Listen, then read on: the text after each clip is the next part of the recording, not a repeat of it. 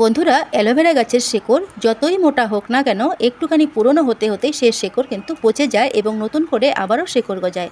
তবে নতুন করে শেকড় গজানোর জন্য মাঝে মাঝেই অ্যালোভেরা গাছের টবের গোড়ায় নতুন করে মাটি দিতে হয়। আর গাছগুলো তোলার সময় কোনো ছুরি কাঁচি লাগে না, হালকা টান দিলেই উঠে আসে।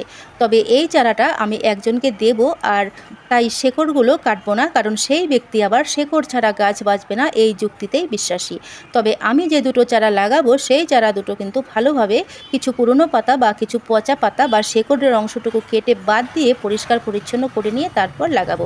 আপাতত হাতের কাছে কোনো টব রেডি করা নেই বা কোনো মাটি রেডি করা নেই, সেই জন্য আদা গাছের টবের কোনায় কোনায় আমি এই অ্যালোভেরা গাছ দুটোকে লাগিয়ে রাখবো, কারণ আদা গাছের পছন্দ এবং অ্যালোভেরা গাছের পছন্দ কিছুটা একই রকম।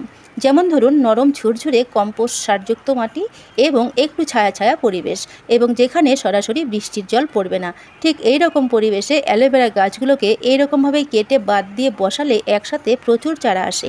তবে আপনি যে চারাটা বসাচ্ছেন সেই চারাটার বয়স যদি 6 মাসের নিচে হয় কিংবা 1 বছরের নিচে হয়, তাহলে কেটে বসানোর দরকার নেই, শেকড় শুদ্ধই বসিয়ে দেবেন।